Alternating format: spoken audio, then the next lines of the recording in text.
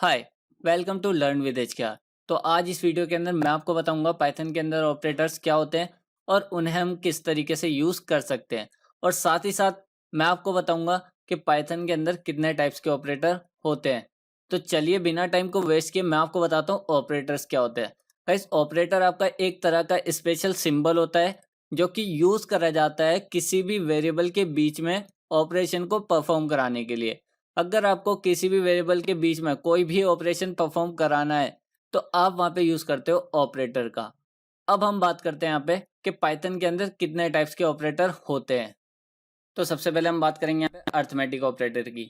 अब ये जो अर्थमेटिक ऑपरेटर होते हैं इसके अंदर होता है addition, subtraction, division, multiplication, modulus, exponentiation और फ्लोर डिवीजन। तो इन सबको मैं यहाँ पे आपको प्रैक्टिकली यूज करके दिखाता हूँ।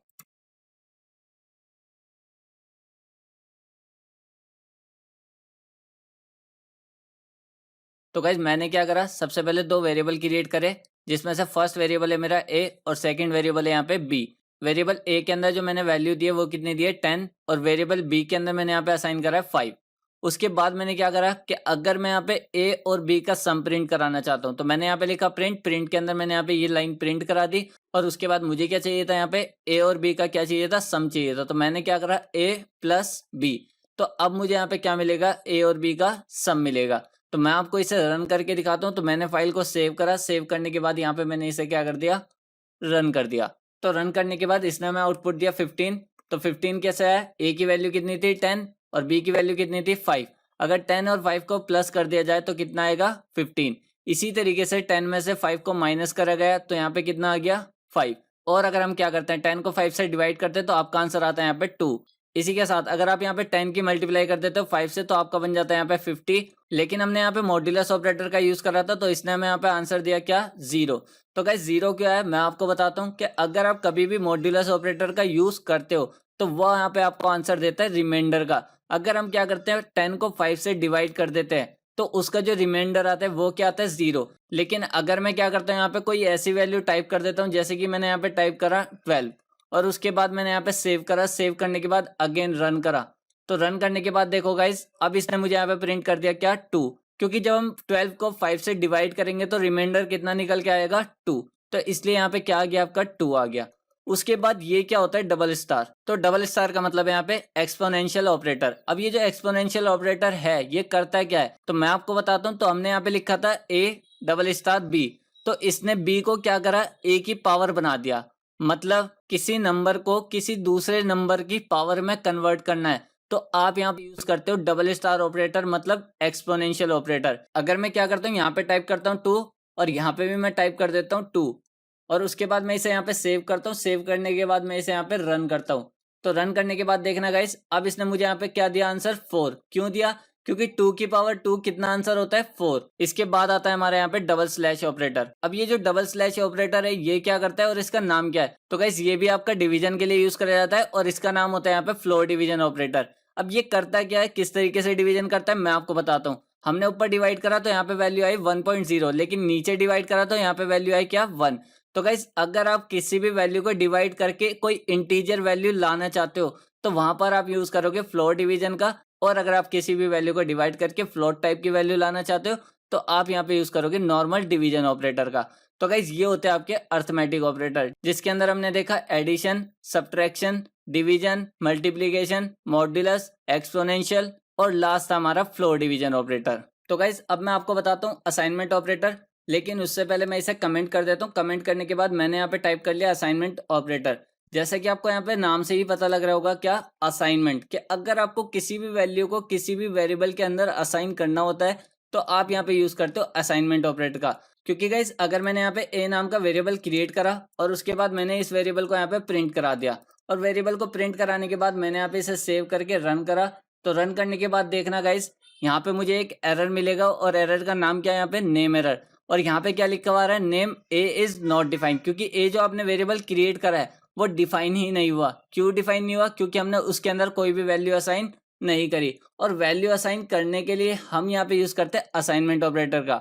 लेकिन गाइस अगर मैंने यहाँ पे टाइप करा इज इक्वल टू और इसके अंदर कोई वैल्यू असाइन कर दी तो इसका मतलब ये है कि हमने ए नाम के वेरिएबल के अंदर 10 को असाइन कर दिया। तो ये जो इज इक्वल्स टू ऑपरेटर है आपका यहाँ पे, तो इसे इज इक्वल्स टू ना बोलकर यहाँ पे बोला जाता है असाइनमेंट ऑपरेटर, जो कि यूज करा जाता है किसी भी वैल्यू को किसी वेरिएबल के अंदर असाइन करने के लिए। अब मैं आपको इसे रन करके दिखाता हूँ। सेव करा, सेव करने के बाद रन के ऊपर क्लिक करा, तो रन के ऊपर क्लिक करने के बाद यहाँ पे हमारी वैल्यू प्रिंट हो गई 10, जो कि हमने असाइन करी थी किसके अंदर, ए के अंदर। अब इसके बाद अगर मैं यहाँ पे इस तरीके से लिख देता हूँ ए प्लस इक्वल्स टू 5 और उसके बाद यहाँ पे सेव करता हूँ, तो सेव करने के बाद मैंने यहाँ पे रन करा, तो रन करने के बाद देखना गाइस यहाँ पे क्या प्रिंट हुआ, 15। क्यों प्रिंट हुआ मैं आपको बताता हूँ। तो जब भी आप यहाँ पे प्लस इक्वल्स टू का यूज करते हो तो इसका मतलब ये होता है कि हमने ए की वैल्यू के अंदर दोबारा से ए को ही असाइन करा, लेकिन प्लस कर दिया उसके साथ जो भी हमने यहाँ पे वैल्यू दी है, क्या दी हमने वैल्यू 5। तो गाइस अगर मैं इसे इस तरीके से लिखता हूं तो भी इसका मतलब क्या है, प्लस इक्वल्स टू, और अगर मैं इसे इस तरीके से भी लिख देता हूं तो भी इसका मतलब यही होता है। इसी तरीके से आप यहाँ पे माइनस का यूज कर सकते हो, मल्टीप्लाई का भी यूज कर सकते हो, मॉड्यूलस का भी यूज कर सकते हो। अगर आप यहाँ पे लिखते हो मॉड्यूलस इक्वल्स टू, तो उसका मतलब ये होता है कि पहले ए का मॉड्यूलस निकलेगा 5 से डिवाइड होके और उस मॉड्यूलस को इसके अंदर असाइन कर दिया जाएगा। तो गाइज आई होप कि आपको असाइनमेंट ऑपरेटर क्लियर हो गए होंगे। अब हम चलते हैं अपने नेक्स्ट ऑपरेटर की तरफ। तो अब आते हैं हमारे यहाँ पे कंपैरिजन ऑपरेटर। अब ये जो कंपैरिजन ऑपरेटर है वो किस तरीके से यूज करे जाते हैं मैं आपको बताता हूँ। तो गाइस अगर आपको कभी भी किसी वैल्यू के अंदर कंपैरिजन करना है तो आप यहाँ पे यूज करते हो कंपैरिजन ऑपरेटर। तो उसके लिए मैंने यहाँ पे लिखा ए और ए के अंदर वैल्यू असाइन कर दी कितनी, 10, और उसके बाद मैंने यहाँ पे लिखा बी और इसके अंदर भी वैल्यू असाइन करी मैंने यहाँ पे 10। अब मुझे यहाँ पे चेक करना है कि ए बराबर है किसके, बी के। अगर बराबर हो तो यहाँ पे ट्रू प्रिंट हो जाए और अगर बराबर नहीं हो तो यहाँ पे फॉल्स प्रिंट हो जाए। तो उसके लिए हम यहाँ पे लिखेंगे प्रिंट, प्रिंट के अंदर टाइप करेंगे ए और उसके बाद बराबर के लिए हम यहाँ पे चेक करेंगे इक्वल्स टू। और अगर हम यहाँ पे सिंगल इक्वल्स टू लगाते हैं तो हमने पढ़ा था सिंगल इक्वल्स टू किसका काम करता है, वैल्यू को असाइन करने का काम करता है। तो हमें यहाँ पे किसी वैल्यू को असाइन तो नहीं करना, हमें क्या करना है, कंपेरिजन करना है कि ये बराबर है या नहीं है। तो हम यहाँ पे यूज करते हैं बराबर के लिए डबल इक्वल्स टू। तो डबल इक्वल्स टू यहाँ पे कंपेयर करता है कि एक वैल्यू दूसरी वैल्यू के बराबर है या नहीं। तो मैंने यहाँ पे टाइप करा बी, उसके बाद मैंने क्या करा, इसे सेव करा और सेव करने के बाद मैंने इसे यहाँ पे रन करा। तो रन करने के बाद देखो गाइज इसने मुझे यहाँ पे प्रिंट कर दिया ट्रू। क्यों, क्योंकि हमारा ए बी के बराबर है। और अब मैं क्या कर देता हूँ, बी की वैल्यू को चेंज कर देता हूँ। मैंने यहाँ पे टाइप करा 15 और उसके बाद मैंने इसे अगेन रन करा। तो रन करने के बाद देखना गाइस यहाँ पे मुझे प्रिंट हो गया फॉल्स। फॉल्स क्यों आया, क्योंकि अब हमारा ए और बी बराबर नहीं है। लेकिन अगर मैं अब यहाँ पे ये लिख देता हूँ लेस देन, कि ए छोटा है किससे, बी से, और उसके बाद इसे मैंने यहाँ पे रन करा। तो रन करने के बाद देखना गाइस अगेन इसने मुझे यहाँ पे ट्रू प्रिंट कर दिया, क्योंकि ये कंडीशन हमारी क्या हो गई, ट्रू हो गई, क्योंकि ए हमारा बी से छोटा है। लेकिन अगर मैं यहाँ पे क्या लिख देता हूँ, ग्रेटर देन लिख देता हूँ, तो यहाँ पे मुझे क्या दिखाएगा, ये फॉल्स दिखाएगा, क्योंकि ए बी से बड़ा नहीं है। तो ग्रेटर देन का मतलब क्या है कि बड़ी वैल्यू को चेक करता है और लेस देन का मतलब क्या है कि छोटी वैल्यू को चेक करता है। लेकिन अब मैं अगर क्या करता हूँ कि इन दोनों को बराबर कर देता हूँ। मैंने यहाँ पे भी टाइप कर दिया 10 और उसके बाद मैंने इसे यहाँ पे अगेन रन करा। तो रन करने के बाद देखना गाइस यहाँ पे मुझे अभी भी क्या दिखा रहा है, फॉल्स दिखा रहा है। क्यों दिखा रहा है, क्योंकि हमने कंडीशन क्या दी थी कि बड़े होने पर ट्रू होगा और बाकी इससे अलावा कुछ भी होता है तो क्या हो जाएगा, वो फॉल्स हो जाएगा। अगर आपको ये भी चेक करना है कि ए बड़ा है और अगर बराबर भी होता है तो भी क्या हो जाए, ट्रू हो जाए, तो आप यहाँ पे लगाते हो ग्रेटर देन और इक्वल्स टू। उसके बाद आप यहाँ पे इसे सेव करके रन करके चेक करते हो तो यहाँ पे आपका ट्रू प्रिंट कर देगा ये। तो यहाँ पे आपका ट्रू प्रिंट हो जाएगा। इसी तरीके से अगर आपको यहाँ पे लेस देन के साथ इक्वल्स टू को चेक करना है तो यहाँ पे आप यूज करोगे less than equals to operator. तो गाइस ये होते हैं आपके कंपैरिजन ऑपरेटर, जो कि यूज करे जाते हैं किसी भी वैल्यू को कंपेयर करने के लिए। उसके बाद आते हैं हमारे यहाँ पे लॉजिकल ऑपरेटर। तो लॉजिकल ऑपरेटर में कौन कौन से होते हैं मैं आपको बताता हूँ। इसके अंदर 3 टाइप के ऑपरेटर होते हैं, जिसमें सबसे पहला आता है एंड, उसके बाद आता है और उसके बाद आता है नॉट। तो उसके लिए मैं इसे यहाँ से कट कर लेता हूँ और कट करने के बाद नीचे मैं यहाँ पे इसे पेस्ट कर देता हूँ। पेस्ट करने के बाद हम यहाँ पे क्या चेक कर रहे थे, 2 कंडीशन चेक कर रहे थे कि अगर ए बड़ा होता है बी से और साथ ही साथ अगर ए बराबर होता है बी के तो क्या हो जाए, यहाँ पे ट्रू हो जाए। लेकिन अब मैं क्या चाहता हूँ कि मैं इन दोनों कंडीशन को अलग अलग करके चेक करूँ।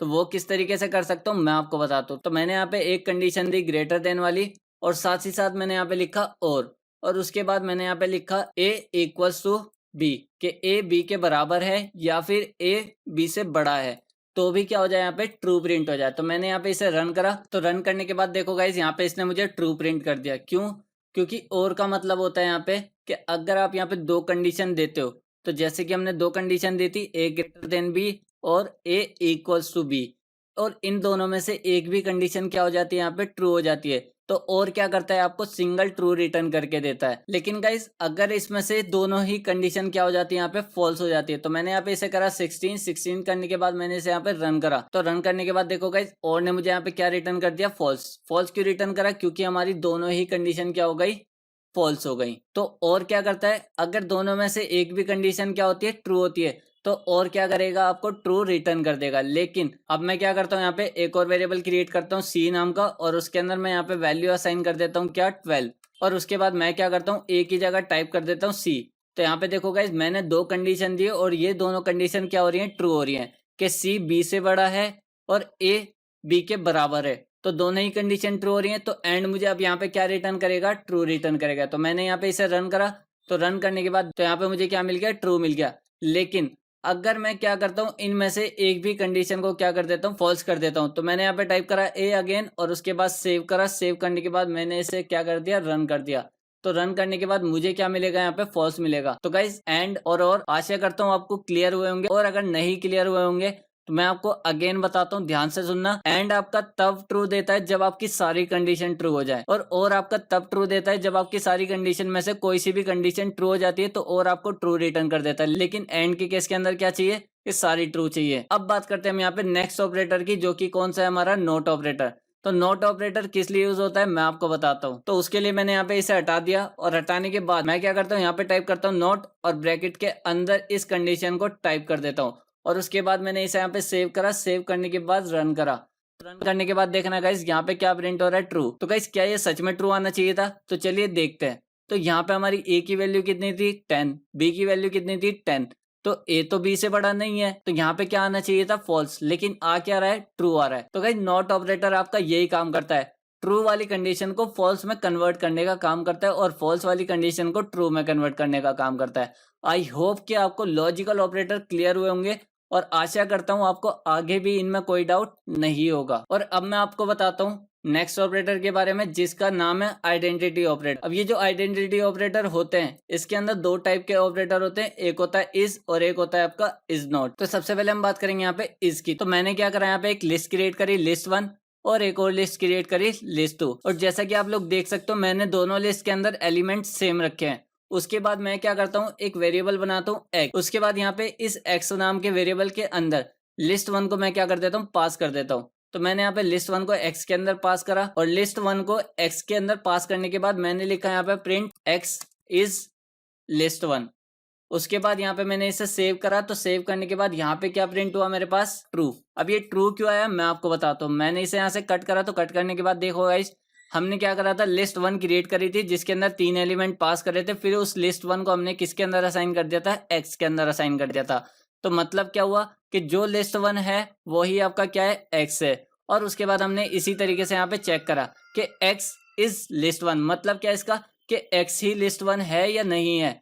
तो यहाँ पर इसने चेक करा कि एक्स लिस्ट 1 है, तो इसने यहाँ पे दे दिया हमें ट्रू, क्योंकि एक्स ही लिस्ट 1 है। और अगर यहाँ पे एक्स लिस्ट 1 नहीं होता, तो यहाँ पे क्या मिलता है हमें, फॉल्स। इसी तरीके से अगर मैं क्या करता हूँ, एक्स की जगह लिस्ट 2 पास कर देता हूँ, क्योंकि गाइस हमारे लिस्ट 2 के अंदर लिस्ट 1 के जैसे ही एलिमेंट है। यहाँ पे हमने लिस्ट 1 के अंदर 10 पास करा, तो इसमें भी 10 दिया था, 20 पास करा था, इसमें भी 20 पास करा, और इसमें 30 पास करा, तो इसमें भी हमने क्या करा, 30 पास करा। तो दोनों ही लिस्ट सिमिलर है। लेकिन अब अगर मैं इसे सेव करता हूँ, और सेव करने के बाद रन करता हूँ, तो रन करने के बाद देखना गाइस, इसने मुझे यहाँ पे क्या दिया, फॉल्स, क्योंकि लिस्ट 1 लिस्ट 2 नहीं है। इसी तरीके से अगर आपको किसी भी चीज को आइडेंटिफाई कराना है कि यही वाली चीज ये है या फिर ये वाली चीज ये नहीं है, तो आप यहाँ पे यूज करते हो इज ऑपरेटर या फिर इज नॉट ऑपरेटर।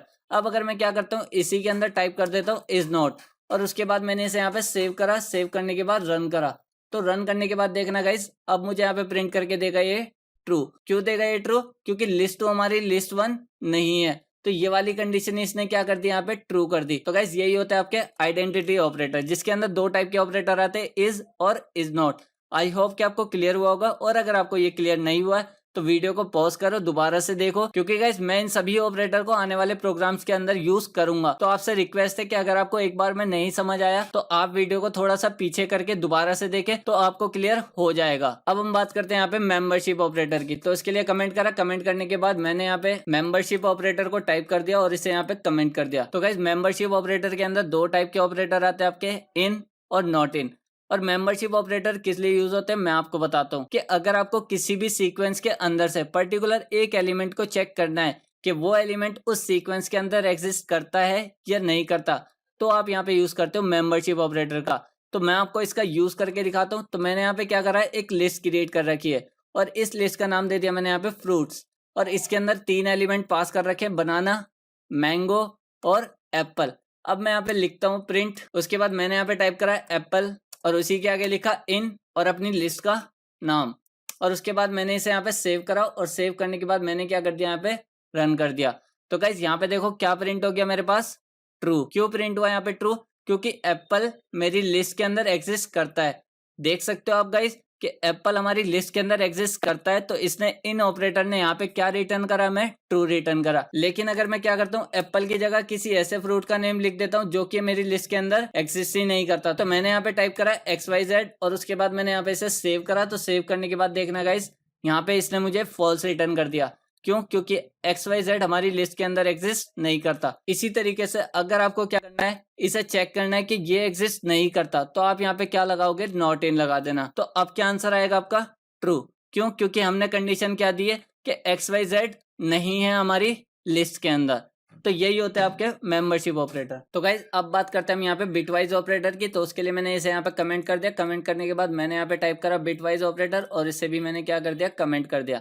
कमेंट करने के बाद बिटवाइज ऑपरेटर के अंदर आता है आपका एम्परसेंड, और यहाँ पे जो खड़ा डंडा दिख रहा है इसे बोला जाता है यहाँ पे और। इसी तरीके से आपका आता है यहाँ पे लेफ्ट शिफ्ट और एक आता है आपका राइट शिफ्ट। अब इन सब ऑपरेटर का क्या यूज होता है मैं आपको बताता हूँ। तो मैंने यहाँ पे क्या करा है, एक नंबर प्रिंट करा है जो कि हमारा 10। तो मैंने यहाँ पे 10 को प्रिंट करा है, रन करा है। तो रन कराने के बाद यहाँ पे देखो गाइस 10 आपका नॉर्मली प्रिंट हो गया और इसके अंदर कोई भी मैंने अभी तक ऑपरेटर यूज नहीं करा। अब हम यहाँ पे ऑपरेटर का यूज करेंगे, लेकिन उससे पहले ये जो बिटवाइज ऑपरेटर होता है ये आपका यूज होता है बाइनरी नंबर के ऊपर। और अगर आपको नहीं पता बाइनरी नंबर, और अगर आपको बाइनरी नंबर के बारे में नहीं पता, तो मैं आपको बता देता हूँ बाइनरी नंबर होता है आपका 0 या फिर 1। और गाइस इसी के साथ मैं आपको ये भी बता देता हूँ, ये जो बाइनरी नंबर होता है यही लैंग्वेज होती है जो कि कंप्यूटर को समझ आती है। हम अपने कंप्यूटर के अंदर कुछ भी टाइप करते हैं तो वो बन के जाता है 0 और 1, और उसी चीज को रीड करके कंप्यूटर में यहाँ पे आउटपुट देता है। और अगर मुझे क्या करना है, इस 10 को बाइनरी में कन्वर्ट करना है कि कंप्यूटर इसे किस तरीके से समझता है वो देखना है, तो हम यहाँ पे पाइथन के अंदर एक बिन नाम का फंक्शन यूज करेंगे। बिन का मतलब होता है यहाँ पे बाइनरी। ये क्या करता है, किसी भी डेसिमल नंबर को बाइनरी के अंदर कन्वर्ट करके देता है। उसके बाद मैंने इसे यहाँ पे सेव करके रन करा। तो रन करने के बाद देखना गाइस, अब जो हमारे पास आउटपुट आया वो क्या है, बाइनरी नंबर। तो बाइनरी नंबर कितना बड़ा नंबर है ये मैं आपको बताता हूँ। अगर आप 10 का बाइनरी नंबर निकालते हो तो उसका बाइनरी नंबर आता है 1010, और ये जो 0 भी है ये आपका प्रीफिक्स होता है जो कि पाइथन के फंक्शन के अंदर लग के आ रहा है। तो उसे हम क्या करेंगे, इग्नोर करेंगे। बाकी 0b के बाद जो भी नंबर आएगा वो हमारा क्या निकल के आएगा, बाइनरी नंबर। इसी के साथ अब मैं क्या करता हूँ, एक और नंबर का बाइनरी नंबर निकालता हूँ। तो उसके लिए मैंने यहाँ पे टाइप करा प्रिंट के बाद मैंने यहाँ पे टाइप करा बिन के अंदर मैंने टाइप कर दिया 12, और उसके बाद मैंने इसे सेव करके रन करा। तो रन करने के बाद देखना गाइस, यहाँ पे 12 का भी बाइनरी नंबर निकल के आ गया। अब मैं आपको बिटवाइज ऑपरेटर का यूज करके दिखाता हूँ। तो बिटवाइज ऑपरेटर में जो सबसे पहला ऑपरेटर आता है वो आता है आपका एम्परसेंड।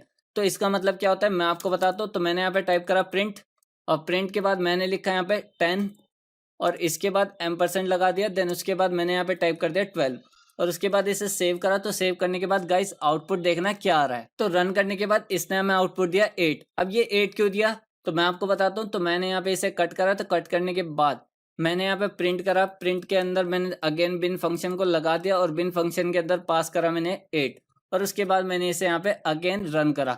तो रन करने के बाद देखना गाइस, मेरा 8 का भी क्या निकल के आ गया, बाइनरी नंबर निकल के आ गया। तो बिटवाइज ऑपरेटर के अंदर एम्परसेंड ऑपरेटर किस तरीके से वर्क करता है अब मैं आपको बताता हूँ। हमने यहाँ पे क्या लिखा था, 10 लिखा था और क्या लिखा था, 12 लिखा था। ये जो क्या है 12 का बाइनरी नंबर है और ये क्या है 10 का बाइनरी नंबर है। तो ये जो एम्परसेंड होता है वो क्या करता है मैं आपको बताता हूँ। आपके दोनों नंबर को बाइनरी में कन्वर्ट कर लेता है इस तरीके से जैसे मैंने यहाँ पे कन्वर्ट कर रखा है। फिर क्या करता है, इन दोनों की वैल्यू को चेक करता है। इससे अगर यहाँ पे 0 मिला एक नंबर के अंदर और नीचे भी इसे क्या मिला, 0 मिला, तो ये यहाँ पे लिखेगा 0, और इसी तरीके से अगर इसे यहाँ पे 1 मिला और इसे यहाँ पे 0 मिला तो भी क्या लिखेगा ये 0। इसी तरीके से अगेन यहाँ पे ऊपर 0 मिलता है, नीचे 1 मिलता है तो भी क्या आ जाएगा 0। लेकिन गाइस अगर इसे ऊपर भी 1 मिलता है और नीचे भी 1 मिलता है तो ये क्या कर देता है यहाँ पे 1। तो 1 करने के बाद आपकी जो वैल्यू निकल के आती है वो क्या निकल के आती है 1 0 0 0। और अगर आप इसे वापसी डेसिमल में कन्वर्ट करते हो तो आपकी वैल्यू आती है यहाँ पे 8। इस तरीके से आपका बिटवाइज ऑपरेटर वर्क करता है। और अगर अब मैं क्या करता हूँ यहाँ पे m% की जगह और ऑपरेटर को लगा देता हूँ, तो मैंने इसे यहाँ से हटा दिया, और का यूज करा, और का यूज करने के बाद इसे मैंने यहाँ पे क्या करा रन करा। तो रन करने के बाद देखना गाइस अब इसने यहाँ पे मुझे क्या आंसर दिया 14। तो 14 को समझाने के लिए मैं क्या करता हूँ यहाँ पे जहाँ पे हमने 8 का बाइनरी निकाला था अब हम निकालेंगे यहाँ पे 14 का बाइनरी। तो मैंने यहाँ पे टाइप करा 14, उसके बाद मैंने इसे सेव करा, सेव करने के बाद रन करा। तो रन करने के बाद देखना गाइस 14 का बाइनरी निकल के आ गया। अब यहाँ पे देखो गाइस ये किस तरीके से वर्क कर रहा है। और क्या करता है कि अगर ऊपर भी 0 है नीचे भी 0 है तो यहाँ पे क्या लिखेगा 0 लिखेगा। लेकिन ऊपर 1 है नीचे 0 है तो क्या आ जाएगा आपका 1 आ जाएगा। इसी तरीके से ऊपर 0 है लेकिन नीचे 1 है, मतलब ऊपर नीचे में कहीं भी एक बार 1 होता है तो ये क्या कर देता है वैल्यू को 1 कर देता है। और अगर यहाँ पे भी 1 है यहाँ भी 1 है तो क्या आएगा आपका 1 ही आएगा। तो इस तरीके से जब इसने करा तो यहाँ पे जो बाइनरी नंबर निकल के आया वो क्या निकल के आया 1110। और अगर आप इसे वापसी डेसिमल में कन्वर्ट करते हो तो आपका निकल के आता है यहाँ पे 14। तो गाइज ये होता है आपका बिटवाइज और ऑपरेटर। इसी तरीके से आपका होता है लेफ्ट शिफ्ट ऑपरेटर और एक होता है आपका राइट शिफ्ट ऑपरेटर। तो गाइज आई होप कि आपको बिटवाइज ऑपरेटर क्लियर हुए होंगे। और साथ ही साथ मैंने आपको यहाँ पे अर्थमेटिक ऑपरेटर के बारे में बताया, असाइनमेंट ऑपरेटर के बारे में बताया, लॉजिकल ऑपरेटर के बारे में भी बताया, कंपैरिजन ऑपरेटर भी बताया, आइडेंटिटी ऑपरेटर के बारे में भी पढ़ा हमने यहाँ पे, और मेंबरशिप ऑपरेटर के बारे में भी पढ़ा। तो अगर आपको इनमें से किसी भी ऑपरेटर के अंदर डाउट होता है तो आप मुझसे feel free to ask comment section के अंदर पूछ सकते हो। और गाइज इस वीडियो के अंदर 2-3 ऑपरेटर अभी भी बचे हुए हैं जो कि मैंने एक्सप्लेन नहीं करे हैं। मैं चाहूंगा आप उन्हें खुद से एक्सप्लोर करें, और अगर आपको वहां नहीं समझ आता तो आप मुझे बताएं, मैं उनके लिए अलग से एक वीडियो बना दूंगा। और गाइज अगर आप इस चैनल पर पहली बार आए हो, पहली बार इस वीडियो को देख रहे हो, तो मैं चाहूंगा आप चैनल को सब्सक्राइब करें, और अगर आपको वीडियो अच्छी लगी हो तो वीडियो को लाइक करें और अपने दोस्तों के साथ शेयर करें। Okay guys, bye bye, thank you.